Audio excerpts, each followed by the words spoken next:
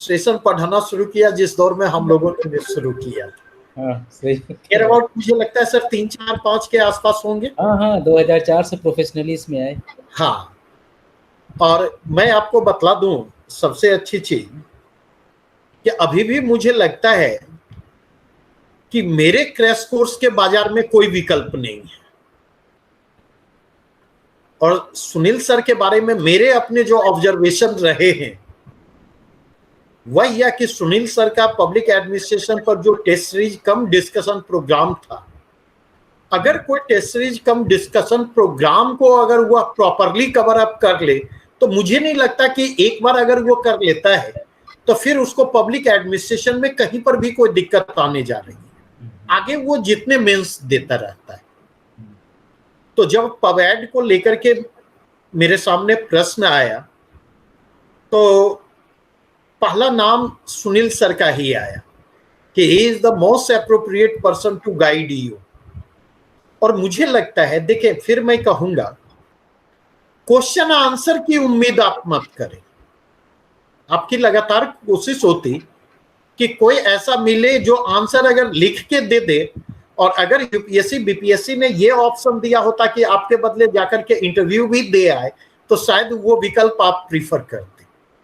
तो आप सबसे मेरी गुजारिश होगी कि आप पर्सपेक्टिव लेने की कोशिश करें, नजरिए को लेने की कोशिश करें, एक आइडिया लें कि कहां कहां आपको काम करना है, कहां पर फोकस करना है और किन चीजों में उलझने से परहेज करना है।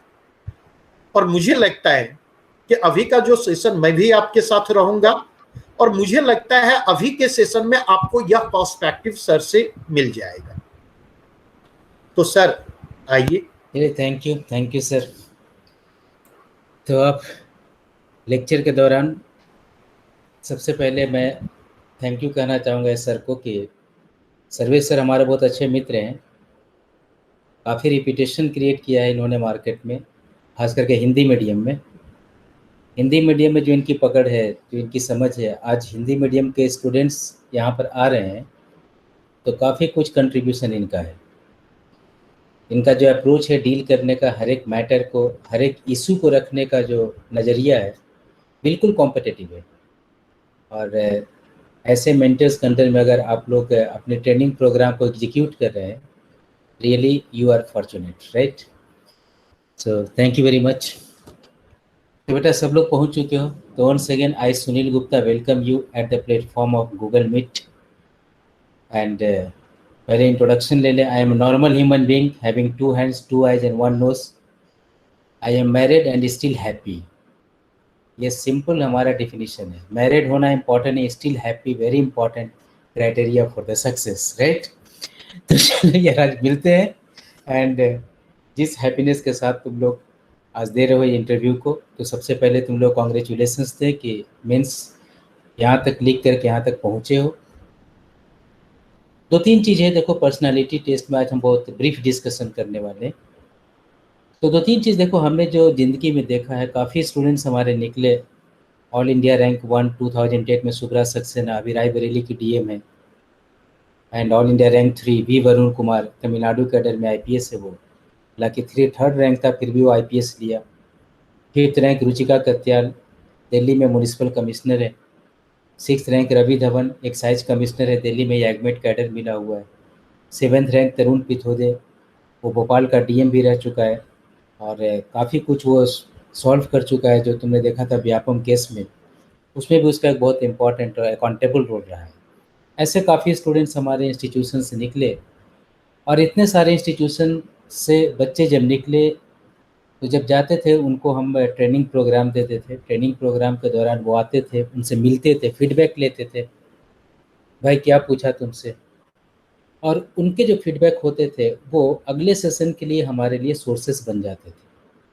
तो जितने बच्चों ने वहाँ से इंटरव्यू दे करके आए और फीडबैक दिया, based upon compilation of their experiences, यहाँ पर हम कुछ पॉइंट को तुम्हारे सामने रखना चाहते हैं जो हमें लगता है कि बेहतर होगा अगर तुम सही मायने में इसको एक इफेक्टिवली एग्जीक्यूट करने की तरफ में ले चलो, राइट?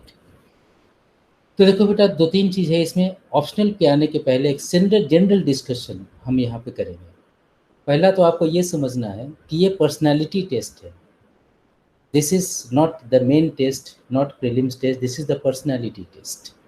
जिस दिन आदमी ये समझ जाता है तो उसका नज़रिया चेंज हो जाता है। अगर मेन टेस्ट की तरह तुम समझोगे तो कोई भी चीज़ का आंसर बहुत ही एनालिटिकल, पता नहीं क्या क्या देना शुरू कर दोगे, इन्फॉर्मेटिव। पर्सनालिटी टेस्ट समझोगे तो समझोगे कि नहीं जी, हमें यहाँ पर इस चीज़ की रिक्वायरमेंट है, ऐसे हमें प्रेजेंट करना है। तो first important, you have to create dichotomy between the preparation for the main examination as well as that of the personality test. तो दोनों का प्रिपरेशन का एटीट्यूड एकदम अलग होगा, ये एकदम पहले डायकोटोमस होना जरूरी है। सेकेंड इंपॉर्टेंट, अगर पर्सनालिटी टेस्ट है तो पर्सनालिटी के दो इंपॉर्टेंट भाग होते हैं, एक एक्सटर्नल पर्सनालिटी, एक इंटरनल पर्सनालिटी। एक्सटर्नल जो तुम्हें दिखता है, जैसे तुम्हारा ड्रेसिंग सेंस हो गया, सैल्यूटेशन हो गया, एंट्री करने का जो अप्रोच हो गया, ये जो दिखता है, विजिबिलिटी है, वो एक्सटर्नल पर्सनालिटी का पार्ट है। लेकिन जो नहीं दिखता, इनविजिबल है, एटीट्यूड हो गया, वैल्यूज हो गए, अप्रोच हो गए, ये नहीं दिखता, ये इंटरनल पर्सनालिटी का पार्ट है। इंटरव्यू में दोनों का एक कॉम्बिनेशन होना जरूरी है, बैलेंस होना जरूरी है, एरोगेंस होना जरूरी नहीं है, बैलेंस होना जरूरी है। कुछ लोग को लगता है ना कि एक्सटर्नल पे ज़्यादा फोकस होता है, अब उसको इसी बात का टेंशन है कि भाई वहाँ पर जा रहा हूँ तो बैठूंगा कैसे, क्या क्रॉस करना है लेग को, क्या हाथ को यहाँ रखना है, वहाँ रखना है, इधर रखना है। वो एक्सटर्नल पे इतना ज़्यादा कॉन्शियस हो गया कि इंटरनल भूल गया। अब कुछ आदमी ऐसा होता है कि इंटरनल पे फोकस किया जा रहा है, एक्सटर्नल को कुछ नहीं होता है, क्या कहे, वो भी बैठता है, हम भी बैठते हैं, उसमें क्या दिक्कत है, राइट? नहीं, ये दोनों के बीच एक प्रॉपर बैलेंस होना चाहिए। सैल्यूटेशन भी इम्पॉर्टेंट है, ड्रेसिंग सेंस भी इम्पॉर्टेंट है, एक्सटर्नल पर्सनालिटी का बिहेवियर भी इम्पॉर्टेंट है, एंड साथ साथ में इंटरनल भी जरूरी है। तो दोनों इम्पॉर्टेंट, तीनों चीज़ का मिक्सिंग होना चाहिए। एरोगेंस में कभी भी इम्बैलेंस्ड क्रिएट नहीं करेंगे, एक इम्पॉर्टेंट फैक्ट है, राइट? थर्ड इम्पॉर्टेंट पॉइंट जो हमने देखा है, स्ट्रेस फ्री इंटरव्यू जो होता है ना, बड़ा ज़बरदस्त होता है। और स्ट्रेस में अगर तुम इंटरव्यू देते हो तो चांसेस है कि इंटरव्यू अच्छा नहीं रहे, पर्सनालिटी टेस्ट अच्छा नहीं हो। स्ट्रेस फ्री तुम तभी हो पाओगे जब तुम्हारे अंदर रिजल्ट कॉन्शियसनेस नहीं रहेगा। इन जनरल बच्चों को देखा हमने, रिजल्ट कॉन्शियस, यहाँ तक पहुँच गया, अगला कुछ हो गया तो, अगला कुछ हो गया तो, अगला नहीं हुआ तो, नहीं हुआ नहीं सर, होना होगा होगा, नहीं होना होगा नहीं होगा। कर्मण्येवाधिकारस्ते मा फलेषु कदाचन। हमने अपना कर्म किया, एक्शन किया, बायोडाटा पे स्टडी कर लिया, इस पे स्टडी कर लिया, ऑप्शनल कर लिया, यार सब कुछ प्रिपरेशन कर दिया, अब जो होगा भगवान हटाओ उसको। अगर भगवान को कोई छोड़ना जानते हो तो एकदम स्ट्रेस फ्री इंटरव्यू होगा, बिल्कुल वहाँ पर जाओ, बैठो, दो, ज़्यादा दिमाग में बोझ लेकर के जाने की ज़रूरत नहीं है, राइट? एंड फोर्थ इम्पॉर्टेंट, देखो वहाँ पर वो बैठा हुआ ये नहीं है जानने के लिए कि तुम कितना जानते हो, कितने नॉलेज तुम्हारे पास है, वो इसलिए बैठा हुआ है तुम्हारे पास में दो कैरेक्टर देखने के लिए। The first important is originality in personality, जो तुम्हारे अंदर है वही बाहर होना चाहिए। ऐसा मानते हैं हम लोग साइकोलॉजी में कि जिनकी पर्सनालिटी में ओरिजिनलिटी होती है वो आदमी सबसे इफेक्टिव पर्सनल होता है, कोई भी काम को बहुत ही 100% इफेक्टिवनेस के साथ करता है। लेकिन अंदर कुछ होता है, बाहर कुछ होता है, डुप्लिसिटी अगर उसके पास में होता है तो इसको मैनेज करने के लिए वो अपने पोटेंशियल का 60% हिस्सा बर्बाद कर देता है और सिर्फ 40% पोटेंशियल का इस्तेमाल कर पाता है ये। इसलिए ओरिजिनलिटी का होना ज़रूरी है। तो जो तुम हो वही तुम बोलो। भाई बीपीएससी क्यों ज्वाइन करना चाहते हैं? भाई ज्वाइन करना चाहते हैं क्योंकि ये हमारे लिए बेस्ट अपॉर्चुनिटी है, मेरा अंदर भी है, बाहर भी है। मैं बैंक में हूँ तो बैंक भी ठीक है, बाकी भी ठीक है, लेकिन मुझे लगता है कि अभी के एनवायरनमेंट में, अभी के टाइम में बीपीएससी अगर एसडीएम बन जाता हूँ तो मेरे लिए बेस्ट अपॉर्चुनिटी है, मैं ज्वाइन करने जा रहा हूँ, राइट? ये हमारी ओरिजिनलिटी है। कुछ लोगों का हो सकता है, लेकिन ये हमारी ओरिजिनलिटी इन जनरल। लेकिन कंसीडर करो उसको, तुमने कहा कि मैं देश की सेवा में, राज्य की सेवा, राज्य हमारा पिछड़ा हुआ है, मैं इसको वहाँ तक पहुँचा दूंगा, यहाँ तक इंडेक्स हेयर देयर, यार ये डुप्लिसिटी है, राइट? तो दोनों के बीच में जो है ना कि ऐसा नहीं होना चाहिए। जो तुम्हारे अंदर में है बाहर रखो। वो लोग जो बैठे हुए इंसान हैं, इतने एक्सपर्ट इंसान हैं, तुम एंट्री करते हो ना और बैठते हो, समझ जाता है कि आदमी क्या है। ऐसे आदमी को ब्लफ करने का कोई फायदा नहीं है। एकदम ओरिजिनल होकर के उनके सामने अपनी बात को रखो, स्ट्रेस फ्री एनवायरनमेंट में बात को रखो। And second important, humility. Humility का मतलब हुआ कि कोई भी क्रिटिसिज्म को हम एग्रेसिवली हैंडल नहीं करेंगे। कोई भी क्रिटिसिज्म आता है तो उसको हम पॉलिटली हैंडल करते हैं, राइट?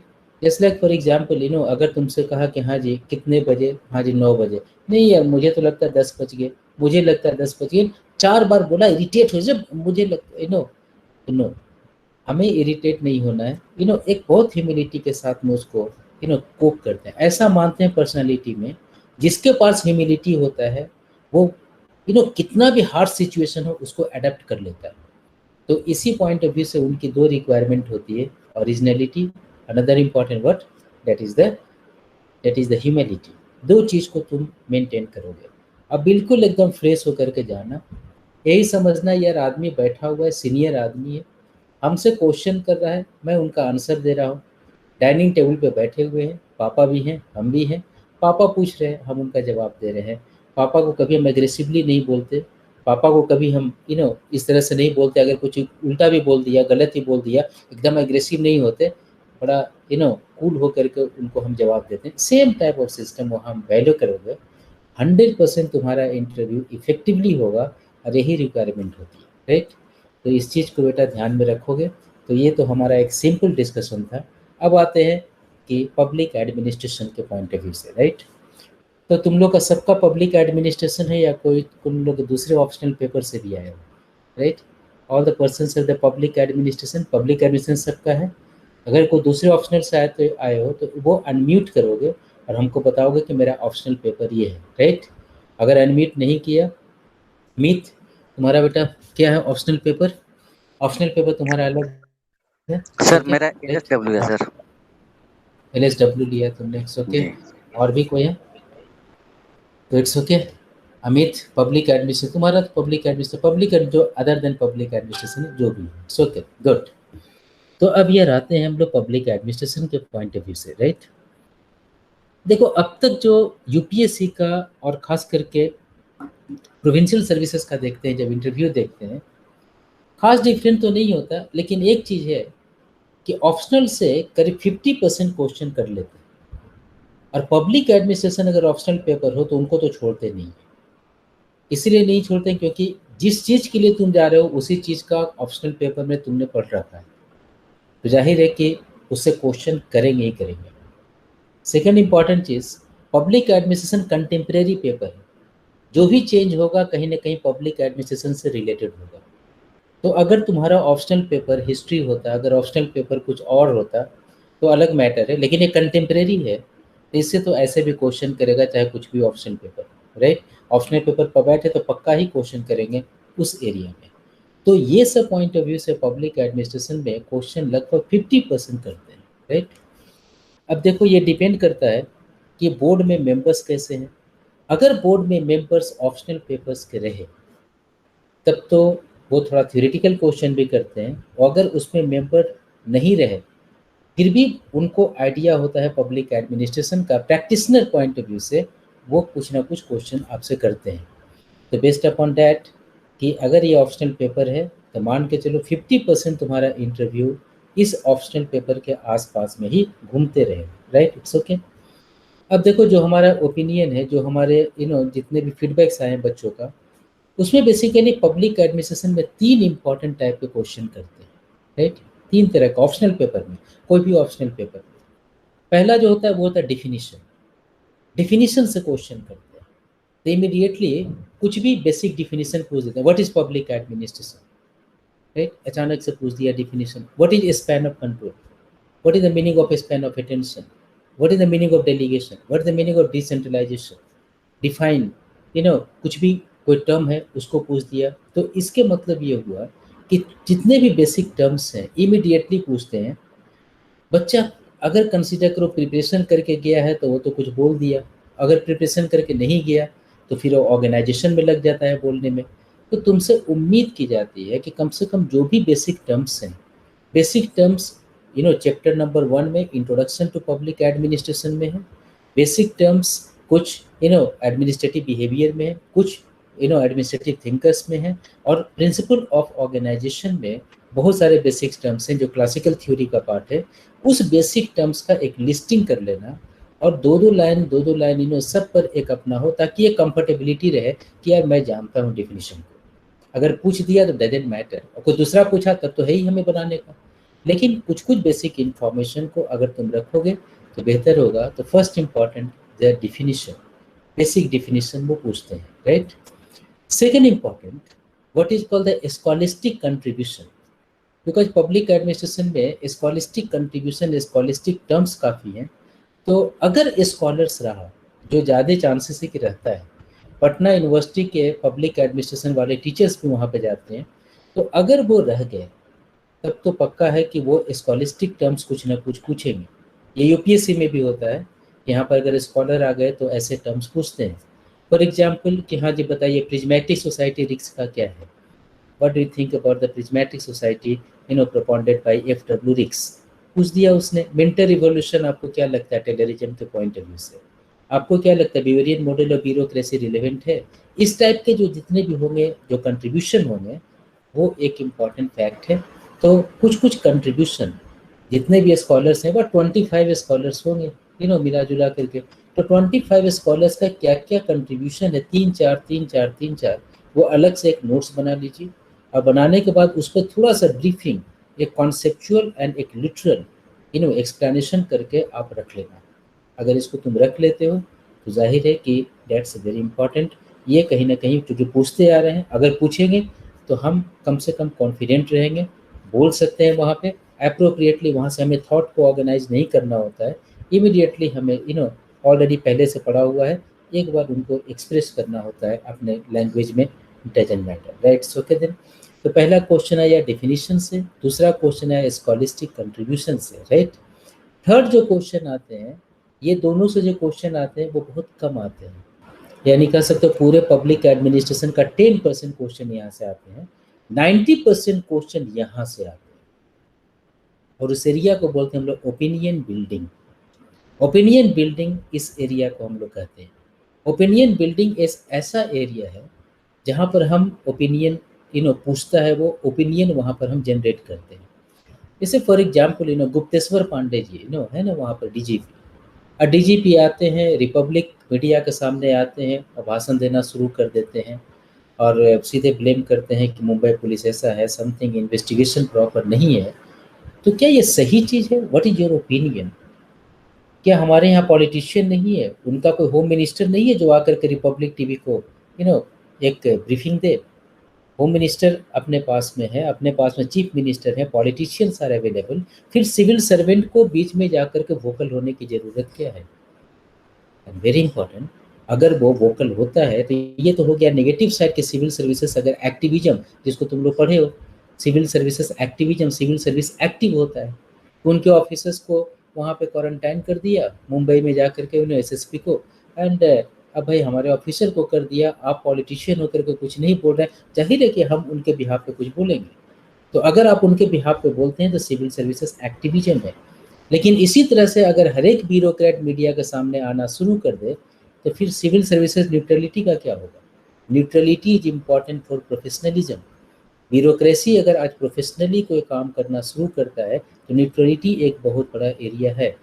तो यहाँ पर इम्पॉर्टेंट ये है कि सिविल सर्विसेज एक्टिविज्म इम्पॉर्टेंट है कि सिविल सर्विसेज न्यूट्रलिटी इम्पॉर्टेंट है। न्यूट्रलिटी को कद्र करते हुए पांडे जी को नहीं बोलना चाहिए था, या एक्टिविज्म को यूज करते हुए पांडे जी ने बोला that is justified. Very important, this is called opinion building. Opinion building क्या है आपका? In your opinion what do you think, right?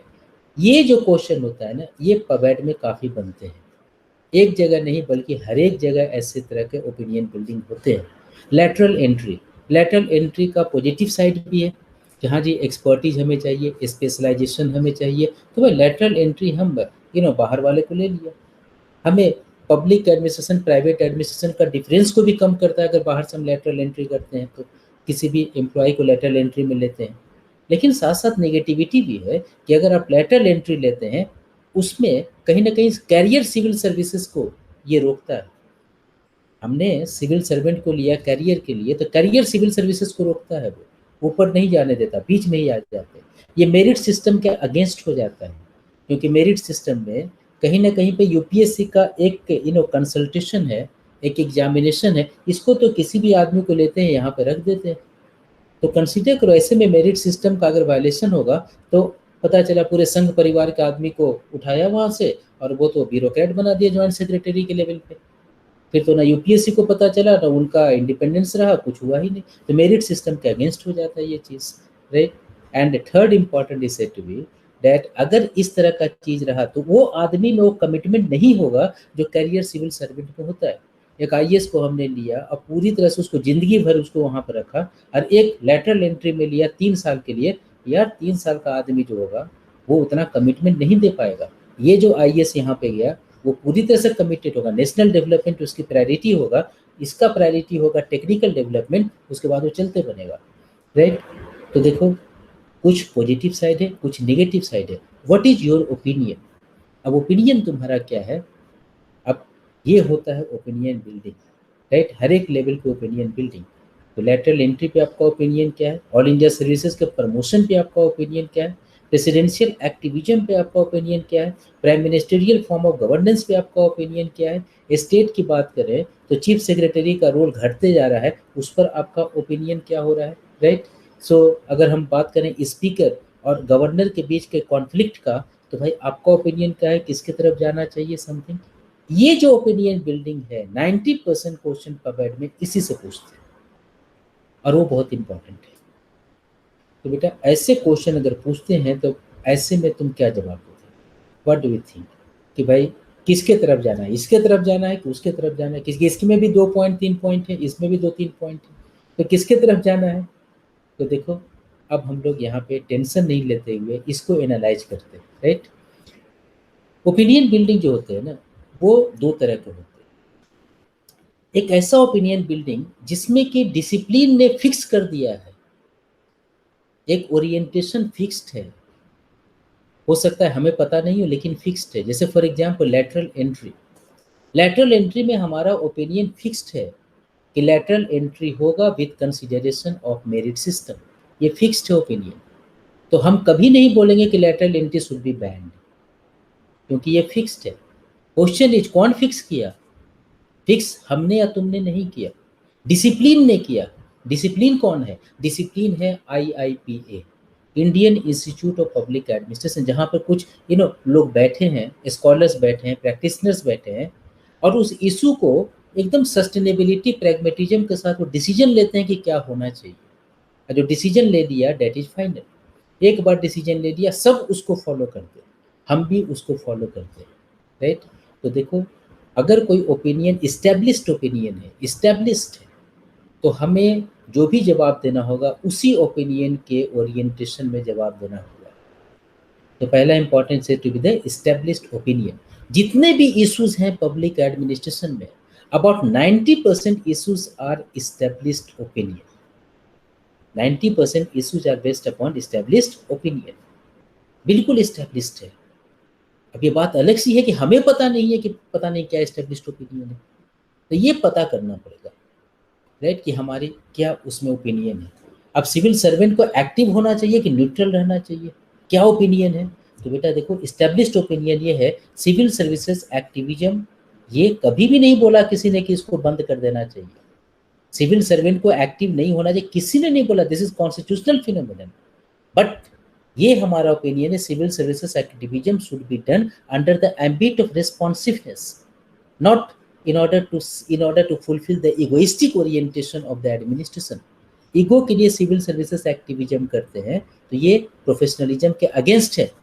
लेकिन अगर कॉन्स्टिट्यूशनल प्रोटेक्शन के लिए करते हैं तो इंडिपेंडेंस ऑफ सिविल सर्विसेज के कंसिस्टेंट है और ये होना चाहिए, राइट। तो कुल मिलाकर के हमारा कहना ये है कि ओपिनियन कुछ 90% इस्टेब्लिश्ड होते हैं और 10% जो ओपिनियन होते हैं वो डिबेटेबल होते हैं, उनका अभी तक हमने इस्टेब्लिशमेंट नहीं किया है, वो डिबेटेबल है। और डिबेटेबल ओपिनियन कुछ कुछ होते हैं, right. Just like for example debate का ओपिनियन, इससे अभी हम लोग देखते हैं डिबेट का ओपिनियन है कि गवर्नर और स्पीकर दोनों के बीच में सुपरियरिटी कौन है, या ये डिपेंड कर, ये अभी तक डिबेटेबल ओपिनियन है, राइट ना। अभी तक हम क्लियर कट नहीं कर पाए कि करना क्या है। अभी के पॉइंट ऑफ व्यू से अगर हम बात करें, भाई प्रशांत भूषण जी को जो उसने कहा कंटेम्प्ट इशू किया, सही है। अब एक डिबेट क्रिएट हो गया, बहुत सारे लोगों ने कहा कि नहीं यार आपको ऐसा नहीं करना चाहिए, कोर्ट को अभी क्वेश्चन आ गया यार, कंटेम्प्ट एक्ट 1971 के कुछ प्रोविजन पे हमें डिस्प्यूट हो गया, अब ये डिबेट आ गया। तो डिबेटेबल क्वेश्चन में क्या है, पॉजिटिव साइड भी है, नेगेटिव साइड भी है, डिसाइसिव साइड नहीं है, कंक्लूजन साइड नहीं है। ऐसे ऐसे इशू होते हैं 10%, तो 10% में कंक्लूजन नहीं होता, राइट। अगर आपसे क्वेश्चन कर दे ऐसा क्वेश्चन जिसका कि डिबेट से इसका कोई क्लियर कट ओरिएंटेशन नहीं है, तो तुम क्या करोगे? तुम पॉजिटिव दो या नेगेटिव दो, दोनों में कुछ भी करो, दोनों में कुछ भी करो, राइट। वो इम्पॉर्टेंट नहीं है इंटरव्यूअर्स के लिए, इम्पॉर्टेंट ये है कि दोनों का जो तुमने सिलेक्शन किया उसके पीछे लॉजिक जो देते हो ना, वो इम्पॉर्टेंट है। आप इसके पीछे जो लॉजिक देते हैं, यस में या नो में जो लॉजिक देते हैं, वो लॉजिक इम्पॉर्टेंट है, बिकॉज कंक्लूजन तो है ही नहीं। तो आपका ओरिएंटेशन मैटर नहीं करता, आपका मैटर करता है उस ओरिएंटेशन के पीछे का कंक्लूजन, आपका वो जो फैक्ट्स है, जस्टिफिकेशन है, वो मैटर करता है, राइट। तो अब इतना तक तुम लोग समझ गए कि ओपिनियन बिल्डिंग में भी of two types, one is the established opinion, another important debatable opinion. 90% established opinions are there, 10% debatable opinions are there, right।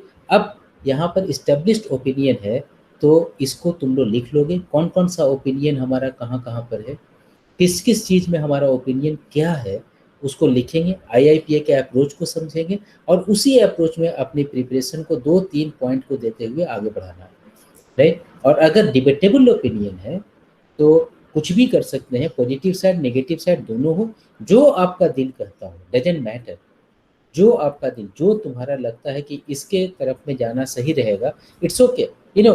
तो पॉजिटिव साइड नेगेटिव साइड कुछ भी तुम लेते हो, डजंट मैटर, यू नो। हाँ, तुम्हारे पास एक लॉजिक होना चाहिए, राइट, दैट्स इंपॉर्टेंट। अब देखो, मंदिर वहीं बनाएंगे, राइट। सुप्रीम कोर्ट का जजमेंट के पहले डिबेट्स था, ये डिबेटेबल था।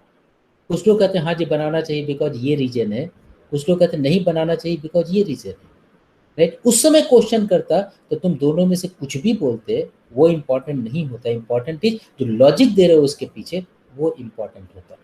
लेकिन आज जब सुप्रीम कोर्ट ने बोल दिया, डीट हैज बिकम एस्टेब्लिश्ड ओपिनियन, हाँ जी मंदिर वहीं बनेगा भाई साहब, कोई डिबेट नहीं। आपको लगता है कि मंदिर वहां बनाना चाहिए, हाँ जी 100% बनाना चाहिए। Are you getting?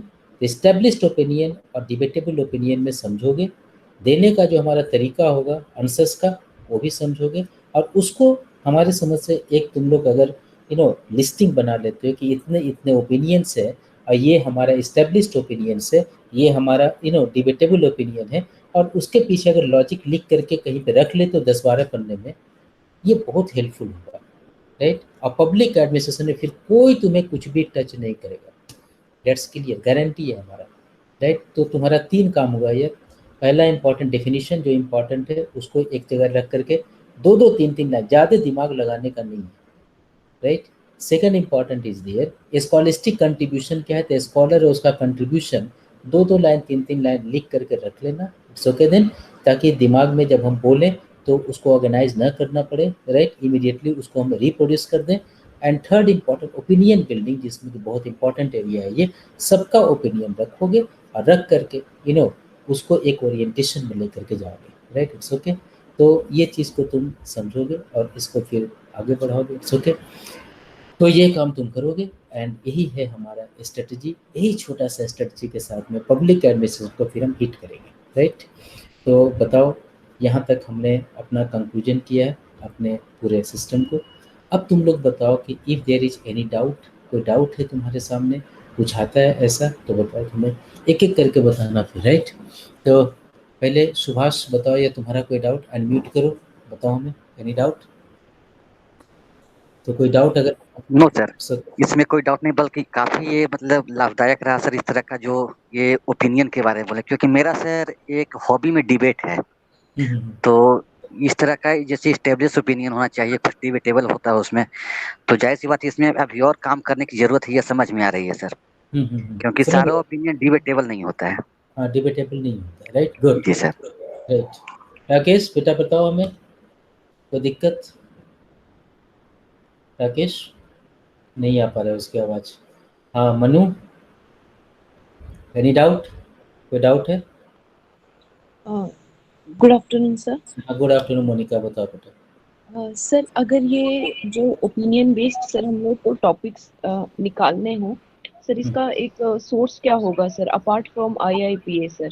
जैसे उसके सर मैंने क्वार्टरली 2 जनरल्स तो सर मैं पहले फॉलो अप कर रही थी गवर्नेंस वगैरह पे, पर सर अगर हमें कुछ सर मतलब एक उसमें इसमें क्या है, देखो हमने कुछ रिसर्च करके रखा हुआ है, एक बार हम इसको शेयर कर दे रहे हैं तुम्हारे सामने, ठीक है ना, क्योंकि बच्चों का ट्रेनिंग हम देते हैं पब्लिक एडमिनिस्ट्रेशन में, काफ़ी हमारे स्टूडेंट अभी भी हैं, तो हम एक इंटरव्यू की ट्रेनिंग प्रोग्राम भी देते हैं। तो ये जो है ना, ये हम एक डॉक्यूमेंट शेयर कर रहे हैं तुम लोग को, और इस डॉक्यूमेंट में हम कुछ चीज़ को दिखा रहे हैं, इस चीज़ को देखना तुम लोग और समझने की कोशिश करना। ये अब ये बताओ कि तुम्हारे स्क्रीन पे डॉक्यूमेंट आया है, ये स्क्रीन पे आया है, ये बताना कोई। Yes sir. स्क्रीन पे सुनील गुप्ता डायरेक्टर, ये पर्टिकुलर ये आया। देखो बेटा, ये हमारा यहाँ पर ये 3 चीज़ जो था ना, जहाँ से ऑप्शनल पेपर से क्वेश्चन करते हैं, ये देखो इतना एरिया जो पेपर 2 में है ना, वो इम्पॉर्टेंट है, राइट। ये देखते हैं हम लोग, ये जो जैसे कि सिविल सर्विसेज से एरिया क्या क्या इंपॉर्टेंट है, opinion on civil services activism versus neutrality, opinion on emergence of all India services, क्या होना चाहिए कि नहीं होना चाहिए, independence of state public service commission, देखते हैं कि स्टेट पब्लिक सर्विस में बहुत पॉलिटिसाइज्ड होता है, तो क्या करना है, इसको हटा देना चाहिए कि आपको लगता है कि इंडिपेंडेंट है, independence opinion on professional excellence of the training, reservation पे आपकी क्या ओपिनियन है सिविल सर्विसेज में, क्या आपको लगता है सिविल सर्वेंट को पॉलिटिकल राइट होना चाहिए कि नहीं, आपको लगता है कि कॉन्स्टिट्यूशनल प्रोटेक्शन के बारे में आपका क्या है, अप्रोप्रिएट है कि अभी भी पॉलिटिसाइजेशन का चांसेस बनता है, आपका ओपिनियन जर्नलिस्ट स्पेशलिस्ट के साथ कितना है, राइट। तो ये जो हमने तैयार किया हुआ है ना हर एक लेवल पे, तो उसी तरह से देखो सिविल सर्विसेज का था, ये फिनेंशियल मैनेजमेंट का था, उस तरह से यूनियन गवर्नमेंट का था प्रेसिडेंशियल एक्टिविज्म, ये ऑर्डिनेंस मेकिंग पावर, पॉर्डनिंग, ये सब पर्टिकुलर लेटरल एंट्री जो भी हम लोगों ने डिस्कस किया, स्टेट गवर्नमेंट में अंडरमाइनिंग रोल में हुआ, कंट्रोवर्शियल रोल ऑफ गवर्नर, आपको क्या लगता है relation between role of speaker state legislature में आज इतने कंट्रोवर्शियल है, तो आपको क्या लगता है कि कंट्रोवर्शियल है स्पीकर, तो स्पीकर का पावर ख़त्म कर देना चाहिए, उनसे पावर ले लेना चाहिए, क्या करना है पर्टिकुलरली, ये देखिए आपके इसमें लोकल गवर्नमेंट में आपको लगता है अकाउंटेबिलिटी इन लोकल फिनांस से, स्टेट और लोकल रिलेशन कैसा होना चाहिए, स्टेट को डोमिनेटिंग होना चाहिए कि लोकल में काफ़ी ऑटोनॉमी मिलना चाहिए, आपको लगता है कि मुखिया जी इतना हमारे पास में कॉम्पिटेंट है कि हम empowered role of democratic functionary की बात करें, आपको लगता है पंचायती राज इंस्टीट्यूशन बिहार में इतना कॉम्पिटेंट है कि इनकी एम्पावरमेंट को बात करना जरूरी है, आपको लगता है महाराष्ट्र एंड गुजरात पैटर्न अब हमारा रियलिटी बन चुका है और इसको कंटिन्यू करना है, आपको लगता है कि strong role of municipal commissioner अभी भी कंटिन्यू रहना चाहिए कि नहीं रहना चाहिए, ये सब देखो कुछ कुछ ओपिनियन है जो हमने यहाँ पे रखा हुआ है, राइट। तो तुम्हारे स्क्रीन पर आया होगा तो इसको तुम डाउनलोड कर लेना, बीच बीच में हमारे बच्चों को ट्रेनिंग भी देते हैं, BPSC वाले ट्रेनिंग डाउनलोड नहीं हो पा रहा है, नहीं हो पा रहा है, राइट। तो इसके लिए ही हमने बनाया था, तो 24th BPSC का गाइडेंस प्रोग्राम था ये, एंड फिर इसको शेयरिंग कर रहे हैं यहाँ पे, डाउनलोड नहीं हो पाता है तो ऐसा करते हैं सर्वेश सर को एक भेज देंगे यार इसका एक PPT, ठीक है, सर्वेश सर को भेज देंगे, वो आपको अवेलेबल करा देंगे, ओके।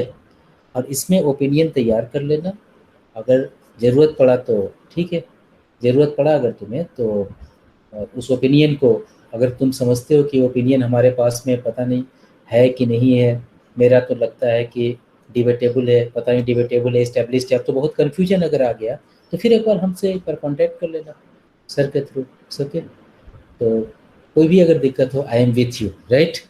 तो आपको सर्वेश जी हमारे बहुत अच्छे मित्र हैं, और सर्वेश जी को एक अचीवमेंट दीजिए आप लोग।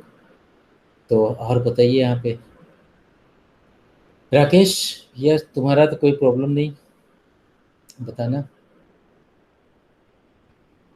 ठीक है। नाजिया, एनी डाउट बेटा, राइट, तो इट्स ओके। एंड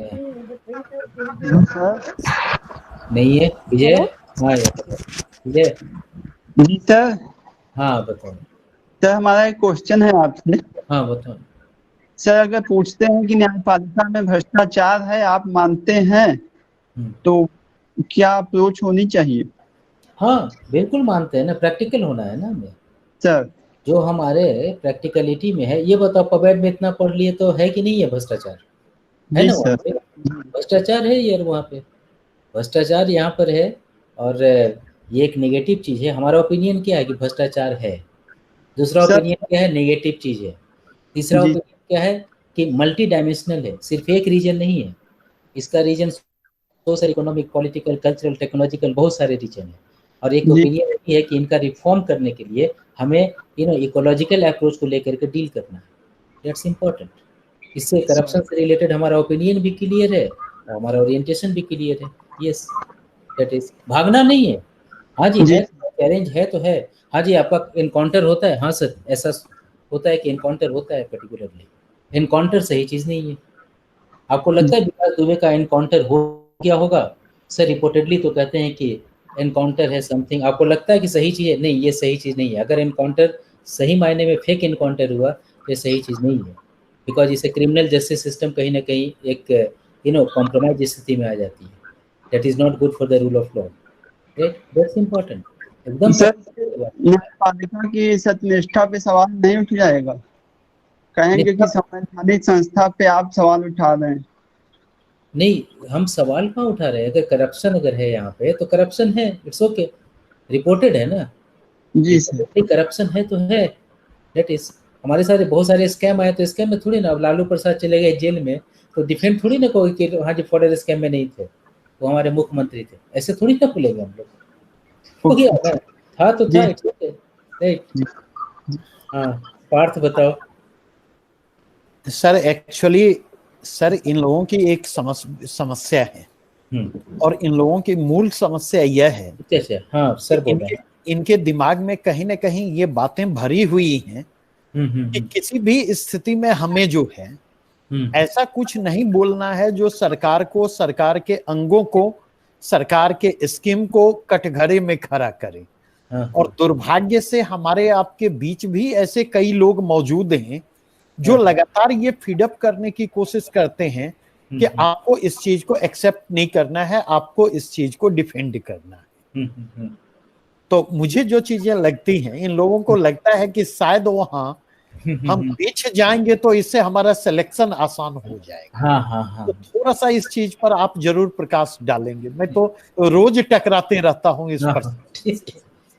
देखो बेटा, यहाँ पर आप समझिए एक चीज को, सरकार एक अलग मैटर है, कॉन्स्टिट्यूशन एक अलग मैटर है। हमारा अप्रोच कॉन्स्टिट्यूशनल होना चाहिए, हमारा अप्रोच सरकारी नहीं होना चाहिए। Are you getting? सरकार पब्लिक पॉलिसी बनाती है कॉन्स्टिट्यूशन के अनुसार। पब्लिक पॉलिसी में विरोधाभास भी हो सकते हैं। न्यू एजुकेशन पॉलिसी 2020 100% करेक्ट है ऐसा भी नहीं है, कुछ ना कुछ डिमेरिट उसमें भी है। राइट? तो वो जो डिमेरिट पोर्शन है, पॉलिसी जो बना उसमें तो कहीं ना कहीं डिबेट आएगा ही, डिमेरिट पोर्शन आएगा ही। तो डिमेरिट को हम सामने रखेंगे तभी तो हम अपोजिशन को रखते हैं सामने में। तो सरकार एक अलग चीज है, सरकार का डायमेंशन इज डिफरेंट और कॉन्स्टिट्यूशन का डायमेंशन इज डिफरेंट। हमें कॉन्स्टिट्यूशनल होना है तो पहले एकदम दिमाग से निकाल दीजिए हमें सरकारी होना है। नो, हमें कॉन्स्टिट्यूशनल होना है। राइट? हमारा ओपिनियन एक डिसिप्लिन ओरिएंटेड ओपिनियन होना चाहिए, एक इंटेलेक्चुअल होना चाहिए। हमारा ओपिनियन कभी, जैसे अभी हमने डिस्कस किया ना वहाँ पे कि भाई लेटरल एंट्री हमें प्रमोट करना है। मोदी जी ने लेटरल एंट्री इंट्रोड्यूस किया, हालांकि लेटरल एंट्री को विरोध करने वाला बहुत लोग आदमी है, तो हम उसको नहीं देखेंगे। हाँ जी, प्रमोट करना है तो करना है, ठीक है। तो अगर आप सरकार को हटा करके कॉन्स्टिट्यूशन को दिमाग में लाएंगे तो पूरा प्रॉब्लम सोल्यूशन मिल जाएगा। राइट? तो हमें कॉन्स्टिट्यूशनल होना है, सरकारी नहीं होना है। हम सरकारी एम्प्लॉय की तरह हम सरकार को फेवर करते रह रहे हैं, ऐसा नहीं हो रहा है। हमें कॉन्स्टिट्यूशनल होना है। हम एक सिटीजन ऑफ इंडिया है एंड कॉन्स्टिट्यूशन के अंदर अगर कोई पब्लिक पॉलिसी सही बन रहा है हम सपोर्ट कर रहे हैं, नहीं बन रहा है हम उसका विरोध कर रहे हैं। दूसरा इंपॉर्टेंट चीज ये, कोई भी गवर्नेंस में बिना चैलेंज का कुछ नहीं होता। तो चैलेंज का होना एक नेगेटिविटी नहीं है, चैलेंज का होना एक पॉजिटिविटी है। और चैलेंज को ट्रांसपेरेंसी में रखना उससे भी ज्यादा सकारात्मक अप्रोच है। चैलेंज को इसके साथ में रखना, ऑनेस्ट क्रिटिसिज्म को साथ में रखना और फिर बैठ के सॉल्यूशन निकालना, वो इम्पोर्टेंट है। अगर चैलेंजेस नहीं हो तो ये बना के हम करेंगे क्या? रिफॉर्म तो खत्म हो जाएगा। सेकंड एआरसी फर्स्ट एआरसी बैठ के क्या करेगा? तो हम जब बिलीव करते हैं कि हमारा स्टेट एक मॉडर्न स्टेट है, बिलीव करते हैं मॉडर्न स्टेट है, तो एक मतलब कि हम चेंज के लिए तैयार हैं। जब चेंज कोई भी आप एक्सेप्ट करते हैं तो चैलेंजेस आते हैं, चैलेंजेस आते हैं तो उसे भागते नहीं है क्योंकि ये एंटी सरकारी है, नहीं, हम चैलेंजेस को सामने रखेंगे, उसको डिस्कस करेंगे, उसका सोल्यूशन निकाल करके आगे बढ़ेंगे। That's important. तो टोटल आप इस चीज़ को ऐसे एटीट्यूड को लेके चलेंगे तो साथ बेहतर होता है। और जो बैठे हुए हैं ना इंसान वहाँ पे, वो सरकारी नहीं है, वो कॉन्स्टिट्यूशनल है, वो कॉन्स्टिट्यूशनल माइंडसेट खोज रहा है, सरकारी माइंडसेट नहीं खोज रहा है। तो इसीलिए एकदम इसको दिमाग से निकाल दीजिए कि सरकार जो कह रहा है उसी को फेवर करेंगे। सरकार के पास, एक बात आप मान के चलिए, सरकार के पास अगर पब्लिक पॉलिसी है तो मिनिमम 20% क्रिटिसिज्म भी है। और क्रिटिसिज्म तो तब पता चलता है जब अपोजिशन उठाता है, नहीं तो सरकार थोड़ी ना बोलेगा। I am representing not Nitish Kumar, I am representing constitution of India, right. ये अगर दिमाग रख के अगर आप काम करेंगे तो आपका अप्रोच अपने आप पूरी बढ़िया से व्यवस्थित हो जाएगी। Okay, that's important. ठीक है, अब बताओ, एनी डाउट हियर किसी को? तो एकदम नहीं डरना है, जो ओपिनियन है ओपिनियन है। Okay, good. चैलेंजेस है, हमारे पास करप्शन है यार, तो करप्शन है, दैट्स इम्पोर्टेंट। हमारे पास नेपोटिज्म है तो नेपोटिज्म है, दैट्स इम्पोर्टेंट, यू नो। हाँ सुभाष। सर एक्चुअली कुछ एक चीज के बारे में बोलने में मतलब लगता है कुछ टैबू टाइप का है। जैसे हम टीचर हैं सर बिहार सरकार में, अगर हम बोलते हैं कि नहीं एमडीएम जो है वो एजुकेशन के मतलब हरासमेंट के लिए जिम्मेवार है, तो एकदम टैबू माना जाता है। हमारे 2-3 ऑफिसर्स आए थे स्कूल में सर, मैंने इस बात को बोला तो लगभग उन्होंने डांट दिया, मतलब बिना कुछ सोचे, बिना कुछ सुने हुए मेरी बात को। क्या तुम बात करते हो, टीचर हो कि तुम इस तरह की बात बोल रहे हो? तो सर ऐसा टैबू जब माना जाता है तो वहाँ पे थोड़ा सा बोलने से डरते हैं। यही कारण है सर, इस चीज को हम निकाल नहीं पा रहे हैं बोल्डली। देखो वो क्या होता है एमडीएम, जी सर, एमडीएम वो क्या था, एमडीएम है क्या? वही मिड डे मील है सर। तो एक्चुअली मैंने प्रैक्टिकली देखा है कि बच्चे को जो मिड डे मील का जो दिया गया है ना उसमें काफी सारे घोटाले हैं। मिड डे मील को एमडीएम बोल रहे हैं, ठीक है। जी देखो अब देखो ओपिनियन, देखो ओपिनियन क्या है, ओपिनियन क्या है आईआईपीए का, अगर पब्लिक एडमिनिस्ट्रेशन का स्टूडेंट होगा आईआईपीए का ओपिनियन का, mid day meal scheme should be continue. उसमें जो नॉन अकाउंटेबल कैरेक्टर है ना वो निकाल दीजिए, नॉन प्रोफेशनल कैरेक्टर है वो निकाल दीजिए। आप टीचर को जिम्मेवारी मत दीजिए ना मिड डे मील स्कीम का, उसके लिए एक स्पेशल फोर्सेस रखिए, दोनों के बीच एक स्पेशलाइजेशन हो। तो ये ओपिनियन तुम जो दे रहे हो ना कि एमडीएम निकाल देना चाहिए चैलेंज, ये गलत है। स्कूल से निकाल देना चाहिए, अकाउंटेबिलिटी को निकालना वो सही ओपिनियन।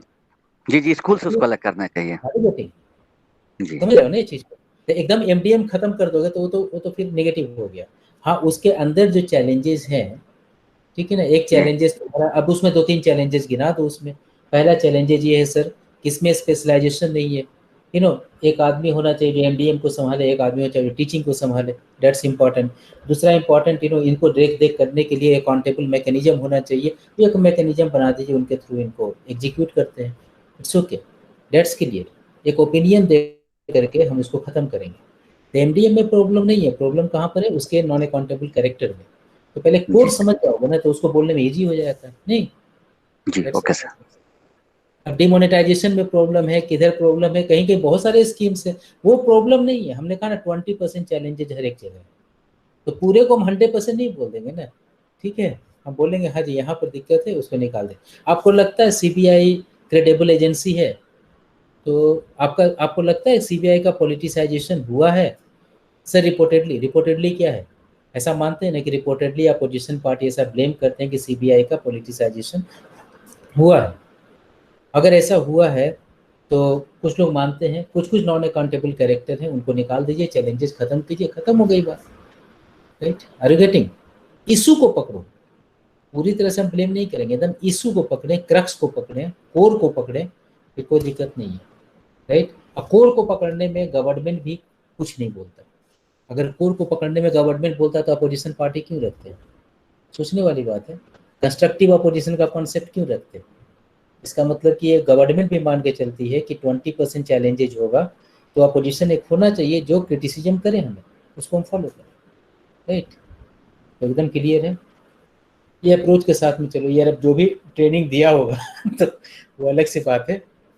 मेरा तो ओपिनियन यही है कि जो तुम क्रक्स को पकड़ते हो और उसमें चलते हो, then it's okay, right, nothing. और बताओ, एनी क्वेश्चन? सर हाँ। हेलो सर, बहुत सारे राज्य में अभी जो है सरकारी नौकरियों को लेकर के करंट में आरक्षण के मुद्दे या फिर जो है मतलब बाहर के लोगों को जो है रोका जा रहा है, तो क्या ये प्रशासन को प्रभावित नहीं करेगा सर? तो आरक्षण प्रशासन की गुणवत्ता को भी प्रभावित? हाँ ठीक है। नहीं सर, जैसे अभी मध्य प्रदेश का मामला, हाँ हाँ कि वहाँ जितने भी सरकारी नौकरी होंगे, या बिफोर में जो है कुछ समय पहले झारखंड में, उसके बाद आदिवासी क्षेत्रों में सर आंध्र प्रदेश के मुद्दे जो हैं, ये सब कहीं ना कहीं गुणवत्ता को लेकर के प्रभाव तो नहीं डाल सकता है। तुम्हारा क्वेश्चन क्या रिजर्वेशन से है कि वहाँ के रेजिडेंट को रिजर्वेशन देने से है? इससे है रिजर्वेशन एज जनरल? ये तो सर जो है, एक बाहर के लोग अगर बहुत लंबे समय से वहाँ हैं और उनके मान लिया स्थानीय नीति के अनुसार अब वो फुलफिल नहीं कर पा रहे हैं और वो टोटली अगर वहीं बस गए एक तरीके से, तो फिर जो बच्चे या फिर जो जनरेशन है वो भी प्रभावित होगा सर। फिर तो ये जो बसने की आज़ादी दी गई है, कहीं भी व्यापार व्यवसाय करने की जो आज़ादी है, ये तो धीरे धीरे प्रभावित हो रहा है। तो अभी तो इस पर बहुत खास ओपिनियन अभी नहीं है, हालांकि सुप्रीम कोर्ट में इसके ऊपर में चला भी गया है कुछ लोग, और रेजिडेंट बेस्ड जो हम एम्प्लॉयमेंट करते हैं, हालांकि आर्टिकल 16 क्लॉज में मेंशन किया हुआ है ये कि एक्सेप्शन है, 3 एक्सेप्शन है। Equality of opportunity public employment का 3 एक्सेप्शन है। कुछ पोजीशन आप रिलीजन के आधार पे रिजर्व कर सकते हैं, जैसे हज कमेटी में कुछ हम मुस्लिम के लिए हम रिजर्व कर देते हैं। दूसरा इंपॉर्टेंट, रेजिडेंस के नाम पे आप रिजर्व कर सकते हैं, लेकिन उनका क्राइटेरिया ये है कि वो जो जॉब का रिजर्वेशन कर रहे हैं उसमें प्रोफेशनलिज्म आना चाहिए, कि रेजिडेंट के इसीलिए हम ले रहे हैं क्योंकि ये रेजिडेंट ज़्यादा प्रोफेशनल ढंग से काम करेंगे रादर देन कि बाहर का रेजिडेंट यूज करें। जैसे हम किसी भी तमिलनाडु में चपरासी का पोस्ट अगर कोई निकला हुआ है तो वहाँ पर तमिलनाडु के ही आदमी सही काम कर सकते हैं, नॉर्थ ईस्ट वाले आदमी को अगर हम ओपन करेंगे तो सही काम नहीं करेंगे। और तीसरा इंपॉर्टेंट चीज़ कि वीकर सेक्शन के लिए हम कुछ पोजीशन को रिजर्व कर सकते हैं, इसमें SC ST OBC EWS वगैरह सब आते हैं, राइट। ये 3 एक्सेप्शन है। इन्होंने जो यूज किया है वो सेकंड एक्सेप्शन को यूज किया है, रेजिडेंस के आधार पे पोस्ट को रिजर्व करना, राइट।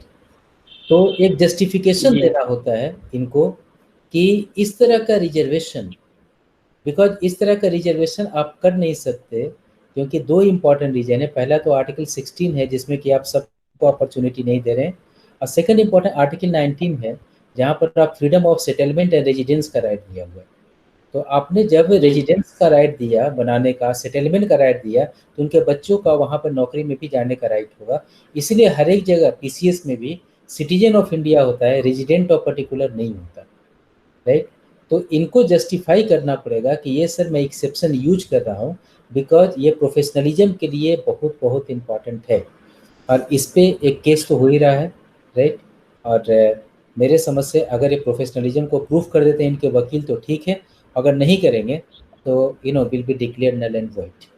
और जिस तरह का अप्रोच लेके चला है नल एंड वाइट होगा। आंध्र प्रदेश की बात तुम कर रहे हो, तो आंध्र प्रदेश में लोकल गवर्नमेंट में under article 371D and under article 370E Andhra Pradesh और तेलंगाना दोनों जो है ना, उनको हमने एक स्पेशल स्टेट मान करके स्पेशल प्रिविलेज दिया है, सिर्फ इसी दोनों स्टेट को। पहले आंध्र प्रदेश को, अब जब बना तो रीऑर्गेनाइजेशन एक्ट में उनको भी हमने 10 साल के लिए दिया।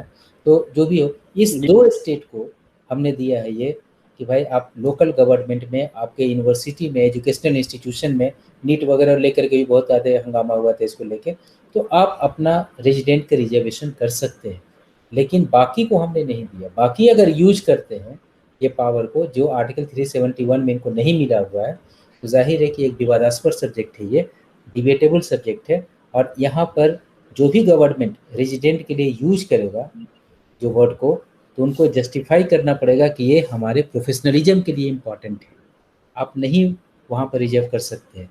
सिर्फ 2 ही स्टेट को राइट था पहले, आंध्र प्रदेश को और जम्मू एंड कश्मीर को, जो पहले की स्थिति में था। जम्मू एंड कश्मीर को तो आर्टिकल 35A में उसको हमने दिया था परमानेंट रेजिडेंट बना के उसको देने के लिए, तो वो अलग सा मैटर है। और इनको हमने दिया हुआ आर्टिकल 371D एंड E में। बाकी कोई स्टेट क्लेम नहीं कर सकता, राइट। लेकिन अब जब उसने क्लेम किया है तो जाहिर है कि कोर्ट में केस जाएगा और उसको जस्टिफाई करना पड़ेगा। अगर प्रोफेशनलिज्म के लिए है देन इट्स ओके, अगर प्रोफेशनलिज्म के लिए नहीं है it is not valid concept, right? Clear sir उसमें एक बिंदु और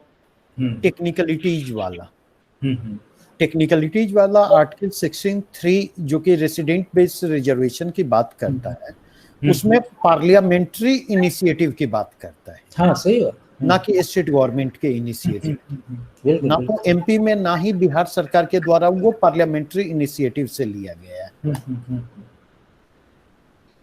बिल्कुल सही है आपकी। हाँ तो राकेश सही है, ठीक है जी हाँ सर। तो और बताओ, तो चलो लगता है हेलो। हाँ सर संतोष, हाँ संतोष बताइए। जी सर, पब्लिक एडमिनिस्ट्रेशन के जो स्टूडेंट जो हैं उनसे इंटरव्यू में अक्सर सुकरात, प्लेटो और एरिस्टोटल जैसे विद्वानों के बारे में कुछ पूछ दिया जाता है, और इसमें से मुझे लगता है कि कुछ सिलेबस में उस तरह की बात नहीं है, तो इसका जवाब किस तरह से दिया जाए यार? अगर बोल दिया ना कुछ भी इस तरह के मैटर में, ठीक है, वो थिंकर अपने पास में नहीं है, सीधे बोले sir I have no idea about it, clear cut है, उसमें दिमाग नहीं लगाना है। क्योंकि अब हम अरिस्टोटेल वगैरह का उम्मीद करते हैं पॉलिटिकल साइंस वाले से, हम थोड़ी ना पबेड वाले से उम्मीद करते हैं, राइट? अगर हमसे पूछ दे हाँ जी बताओ जी आपका सोशियोलॉजिकल इंटरप्रिटेशन मार्क्स का क्या है, तो हम थोड़ी ना जानते यार उतना ज़्यादा, ठीक है। हिस्टोरिकल मटेरियलिज्म क्या है तो हम थोड़ी ना उतना जानते हैं, सोशियोलॉजी वाला जानता है, सीधे बोलेंगे sir I have no idea about it, clear. वो तुमसे वो हम पहले क्या बताया, वो इसलिए नहीं बैठा हुआ है कि तुम कितना जानते हो, इसलिए बैठा हुआ है जो तुम्हारे अंदर है बाहर है कि नहीं। जबरदस्ती हम कुछ प्लोटो को बनाएंगे नहीं, राइट? नहीं जानते तो नहीं जानते, क्लियर हो गई बात। हम एक बार तुम्हें बताते हैं, हमारे रूम पार्टनर थे मिश्रा, अभी डीआईजी है वो, आईपीएस है वो, राइट, उड़ीसा कैडर में। हम और मिश्रा दोनों साथ में गए थे इंटरव्यू देने के लिए। हमारा इंटरव्यू होता सर के अंडर में था, पीसी होता चेयरपर्सन थे, तो बड़ा अच्छा रहा इंटरव्यू, बड़ा बढ़िया से, हमको तो लगा कि हमारा सिलेक्शन हुआ। मिश्रा जो था, मिश्रा गया 10 मिनट में बाहर आ गया, बहुत ही हाईली फ्रस्ट्रेटेड फॉर्म में आया, पसीना वगैरह निकलते हुए। हमने कहा मिश्रा हुआ क्या? क्योंकि रूममेट थे तो उसका वेट कर रहे थे कि साथ में चले जाएंगे घर पे। तो बोला यार क्या करेंगे यार, क्वेश्चन किया आता ही नहीं था, हमने बोल दिया सॉरी, फिर क्वेश्चन किया बोला सॉरी, फिर बोले सॉरी सॉरी, 7 बार सॉरी बोला, बोला फिर आए क्यों थे, बट ओके गेट आउट, निकाल दिया, चला गया वो, तो मिश्रा तो पैकअप करने लगा। हमने कहा मिश्रा क्यों पैकअप कर रहे हो, पहले देख लो, 10-15 दिन में रिजल्ट आने वाला है, देख लो, उसके बाद फिर जाना ही है, लास्ट अटेम्प्ट ऐसे भी था उसका। तो जैसे ही पैकअप कर रहा था, रिजल्ट आया तो पता है उसका, उनको 220 मार्क्स दिया 300 में, और हमको मिला था 120 मार्क्स, राइट? हमारा हुआ नहीं और उसको आईपीएस मिला। पता है ये चीज होता सर को पता था। होता सर जब रिटायर कर गए, एक बार सेमिनार दे रहे थे, और सेमिनार जब वो दे रहे थे तो उस समय हमारा लास्ट अटेम्प्ट था जब वो रिटायर कर गए थे। तो हम उनका सेमिनार अटेंड करने के लिए गए कि चलो सेमिनार दे रहे हैं विज्ञान भवन में, चलो चलते हैं, कुछ बोलेंगे कुछ बताएंगे, इंटरव्यू पे ही दे रहे थे, काफ़ी लोग पहुंचे हुए थे। उनको पता नहीं, इत्तेफाक कहो ये घटना पता था उनको। बोला कि एक बच्चा आया, वो बताना चाह रहे थे क्या चाहिए हमें इंटरव्यू में, तो बोले एक बच्चा आया था और वहाँ पे हमसे बोला, और उसने कहा सॉरी सॉरी, 7 सॉरी बोला, हमने उसको 220 मार्क्स दिए, एकदम करेक्ट बोले। पता है क्यों दिया हमने? क्योंकि आदमी को हमने ऐसा क्वेश्चन ही पूछा था कि उसको नहीं आता है, तो एक बार बोल दिया उसने सॉरी, फिर ऐसा क्वेश्चन कर दिया, हाँ जी मिश्रा जी आप ये बताइए कितने ज्वाइंट सेक्रेटरी हैं सेंट्रल सेक्रेटेरिएट में जो मिश्रा टाइटल के हैं? यार हम जानते हैं नहीं बता सकता कोई आदमी, अब कोई आदमी बताएगा तो ब्लफ करेगा, डेट्स के लिए। उसने बोला सर सॉरी, फिर बोला सॉरी, फिर बोला सॉरी, और 7 बार सॉरी बोला, हमने भगा दिया। पता है क्यों? क्योंकि वो ओरिजिनल इंसान था। एक बार सॉरी बोलते हैं, 2 बार सॉरी बोलते हैं, 3 बार सॉरी बोलते हैं, अगली बार आपको ईगो बोलता है यार कुछ बोल दे, क्यों आया था यहाँ पे, फिर भी सॉरी बोलते हैं, मतलब ईगो पे डोमिनेट कर जाते हो, फिर भी बोलता है, फिर बोल दिया, 7 बार तुम बोल दिए, मतलब तुम अपने आप में क्लियर है कि मैं टूट जाऊंगा लेकिन ओरिजिनलिटी नहीं छोड़ूंगा। और तुम्हारे ऐसा इंसान एकदम ओरिजिनल इंसान है, ये आदमी पूरी तरह से एफिशिएंट होगा एडमिनिस्ट्रेशन में, ये मान के उनको 220 मार्क्स दिए। अब बताओ इसमें क्या इंटरप्रिटेशन है? इंटरप्रिटेशन ही हुआ ना कि एकदम ओरिजिनलिटी बोलिए, जो आपके अंदर है बाहर बोलिए, कुछ नहीं डरना है यार, तुमसे ज़्यादा एक्सपर्ट है वो आदमी, उसके भी बाल बच्चे हैं राइट, उनके भी बच्चे हैं, और वो पता नहीं कितने लाखों का इंटरेक्शन के साथ गुजर करके वो आदमी वहाँ बैठा हुआ है। वो तो आदमी देखते ही पता नहीं कितना सिचुएशन फेस कर चुका है, पता नहीं कास्ट वार से लेकर के पुलिस से लेकर के जिंदगी मौत को पता नहीं कितना देखा हुआ आदमी, उसके सामने ब्लफ करना है तो बड़ा इमोरल चीज़ भी है, इमोरलिटी है, हम तो इसको इमोरल मानते हैं, तो इसको बेवकूफ़ समझ लेना। और आजकल जो मार्केट में चला हुआ ना, इंटरव्यू दिया नहीं जाता, लिया जाता है। क्या इंटरव्यू ले लोगे यार, उसका उतने सीनियर पर्सन का इंटरव्यू लिया जाता है, नॉनसेंस अप्रोच। भाई सीनियर आदमी पूछ रहे हैं, उनका आंसर देंगे, खत्म हो गई बात, लेट्स क्लियर, उसमें क्या सोच रहे हैं, आर यू गेटिंग, समझ रहे हो ना? ओके सर, जी सर, बाहर को ह्यूमैनिटी के साथ एकदम फेस करो, एकदम ओरिजिनलिटी के साथ, क्या लगता है नहीं लगता वो जो है वो छोड़ दो भगवान पे, एकदम ओरिजिनलिटी के साथ। ओके ठीक है, थैंक यू। ठीक है ना, इट्स ओके। ठीक है सर्वेश जी, तो कंक्लूड करें? जी सर। चलिए, बड़ा अच्छा रहा बच्चों के साथ हमारा इंटरेक्शन। हाँ सर। हाँ विजय जी सर। हाँ हाँ विजय कुछ बोलना चाह रहे हो? हाँ बताओ सर, आंसर देने की अप्रोच क्या होनी चाहिए, इस पर बता दीजिए कुछ। किस पे? सर, आंसर देने की क्या अप्रोच होनी चाहिए इंटरव्यू में, स्मॉल आंसर देना चाहिए या कितना बोलना चाहिए हमको? हाँ गुड। देखो पहली बात ये है ना कि अगर कोई क्वेश्चन करता है तो लिखने में कैसे करते हैं हम लोग, क्वेश्चन का डिमांड को समझते हैं, जी सर। इंफॉर्मेशन को प्रोसेस करते हैं, फिर आंसर शीट पे लिखते हैं। यहाँ क्या करना, आंसर शीट पे नहीं लिख करके ना उसको वर्बली बोलना है, कुछ नहीं करना।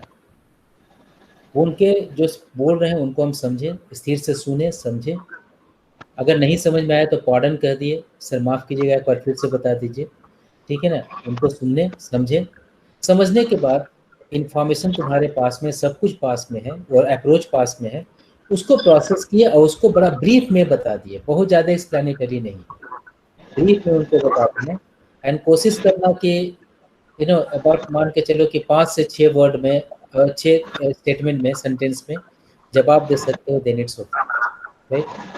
बहुत ज़्यादा हम एक्सप्लेनेटरी ज़बरदस्ती, अगर उनको ज़रूरत होगा खुद बोलेंगे प्लीज़ एलैबोरेट, जी सर। फिर बोलेंगे कृपया विस्तार से बताइए, तो विस्तार से बताइए, तो फिर ऑप्शन है, फिर बोलते रहो उसको। लेकिन जब तक विस्तार से नहीं बोलते हैं तब तक मेरे समझ से 5 से 6 स्टेटमेंट में पूरा आंसर्स कंपाइल्ड हो जाना चाहिए, ठीक है ओके। और सर्वेश सर बताइए। सर बहुत बहुत धन्यवाद। मैं नहीं कह सकता कि बच्चे के लिए कैसा सेशन रहा, हाँ लेकिन पर्सनली मेरे लिए काफी एनरिचिंग सेशन रहा। और चलिए माय प्लेजर। ठीक, मतलब काफी, मतलब इतने कम समय में, और मुझे लगता है कि अगर बच्चे लेना चाहें तो शायद उनकी सारी समस्या का समाधान इस छोटे से सेशन में मिल जाएगा। बिल्कुल सर। तो स्पेशली इसके लिए सर बहुत बहुत शुक्रिया। चलिए थैंक अगर यू। जरूरत कहीं पर पड़ी तो फिर बिल्कुल बिल्कुल सर, हम साथ में हैं। इस बच्चों को जो है ना, जिस मिशन से आए हैं, कम से कम एसडीएम तो बना करके ही भेजेंगे यहाँ से। जी जी जी, जो भी बनना चाहते हो, जी जी, मिशन में आए हैं तो यहाँ तक पहुँच गए, आपके पास पहुँच गए, हमारे पास पहुँच गए, और फिर वहाँ नहीं पहुँचे तो फिर कोई मतलब नहीं बनता। जी जी जी, है ना। तो पूरे जोश में है तो हम वहाँ तक कोशिश करेंगे पूरी। जो भी दिक्कत हो बेटा, तुम लोग ये मत समझना सर्वेश जी के स्टूडेंट है समथिंग, कोई भी दिक्कत हो उनसे लेना, नंबर हमारा डायरेक्टली अप्रोच करना, ठीक है। व्हाट्सएप पे तुम हमें लिख सकते हो कोई भी चीज़, तो हम उसके बाद फिर रिप्लाई दे देंगे, ठीक है ओके। ठीक है सर, बहुत बहुत चलिए चलिए, अच्छा लगा, सब मिलकर बड़ा अच्छा लगा बेटा। All the best, thank you very much, and may God bless you. Okay, thank you sir. Thanks a lot. Thank you sir. You. Okay.